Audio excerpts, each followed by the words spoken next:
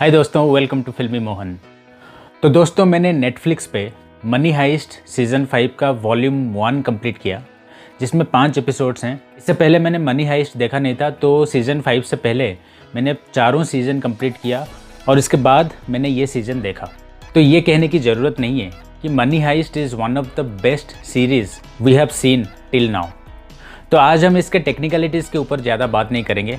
आज हम बात करेंगे what are the 5 things that I learned watching Money Heist season 5। So the first learning is a leader is not a over thinker, he is a multi dimensional thinker. तो throughout the series आपने ये देखा होगा कि professor के पास हर मुसीबत का हल होता है, हर प्रॉब्लम का सल्यूशन होता है। जहाँ पे रॉबर्स की टीम फंसती है और ऐसा लगता है कि वो लोग पकड़े जाएंगे, तब प्रोफेसर का प्लान बी सामने आता है। तो ऑब्वियस बात है कि प्रोफेसर जीनियस है, बट सोचने वाली बात यह है कि ये वो कर कैसे रहा है। ये वो इसलिए कर पा रहा है क्योंकि इसके पीछे उसका सालों साल का प्लानिंग और मेहनत है। उसने सालों साल रिसर्च किया है साइकोलॉजी के ऊपर, बैंक्स के ऊपर, डिफरेंट काइंड ऑफ नॉलेज उसने एक्वायर किया है, जिसके बदौलत वो हर प्रॉब्लम का सल्यूशन ढूंढ पाता है। अगर रियल लाइफ की बात करें तो ये जो रिसर्च होता है ना, वो बहुत बोरिंग होता है। Behind every successful story there are a lot of boring hours. तो जब आप नॉलेज के पीछे भागते हैं तो आप ओवर थिंक नहीं करते हैं, तब आप मल्टी डायमेंशनल थिंक करते हैं। तो अगर आप एक स्टूडेंट है या फिर प्रोफेशनल है तो ओवर थिंक मत कीजिए, आपका नॉलेज बेस बढ़ाइए और मल्टी डायमेंशनल थिंकर बनिए, so that you will have plan B to all of your problems. अब बात करते हैं सेकेंड लर्निंग की, वो है sometimes you are on your own. Throughout the series आपने ये देखा होगा कि प्रोफेसर के पास हर प्रॉब्लम का सलूशन तो होता ही है और वो कैसे भी करके अपने टीम को हर प्रॉब्लम से निकाल देता है। लेकिन सीजन 5 में एक ऐसा टाइम आता है जब प्रोफेसर खुद फंस जाता है और उसके लिए उसका प्लान भी नहीं रहता है। And then the team is on their own inside the bank. ऐसे सिचुएशन में जो रॉबर्स की टीम है वो ये सिखाती है कि stick to the plan and stick to the process. जितना हम इंटरनल केओस को कम कर पाएंगे, उतना ही अच्छे से हम एक्सटर्नल केओस से लड़ पाएंगे। इसलिए accept the situation, stick to the process, stick together and fight back.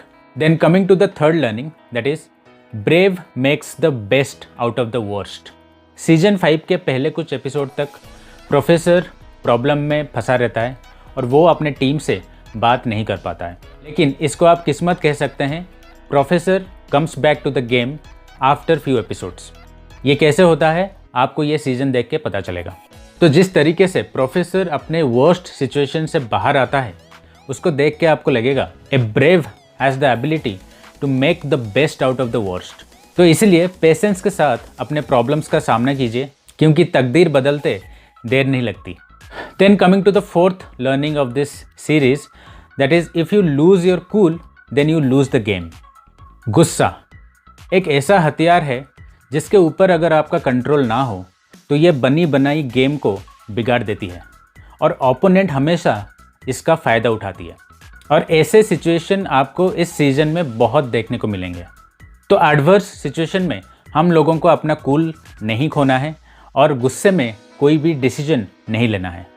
Then coming to the final and fifth learning, that is team is like family. तो प्रोफेसर इस रॉबरी के लिए ऐसे लोगों को चुनता है जिनके पास खोने के लिए कुछ नहीं होता है। तो ऐसे लोगों का एक टीम बनता है, उनको ट्रेनिंग दिया जाता है, उनको एक दूसरे पे ट्रस्ट करना सिखाया जाता है।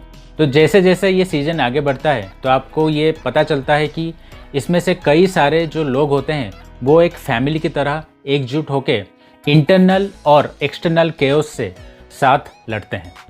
तो इसका मतलब ये है कि अगर आप अलग अलग काम करते हैं तो हारने का चांस ज़्यादा रहता है, लेकिन अगर आप मिलजुल के एक टीम की तरह काम करते हैं, एक फैमिली की तरह काम करते हैं, तो सक्सेस रेट बढ़ जाता है। अब ये प्रोफेसर की टीम सक्सेसफुल होती है या फिर एक एंटी क्लाइमैक्स होता है, ये आपको देखने को मिलेगा सीजन 5 वॉल्यूम 2 में, जो रिलीज़ होने वाली है 3 दिसंबर को। तो आपको सीजन 5 कैसी लगी ये आप कमेंट सेक्शन में मुझे ज़रूर बताइए। अगर आपको ये वीडियो अच्छी लगी तो वीडियो को एक लाइक और चैनल को सब्सक्राइब करना मत भूलिए, इससे मुझे मोटिवेशन मिलती है। इसी के साथ फिल्मी मोहन साइनिंग ऑफ, टाटा।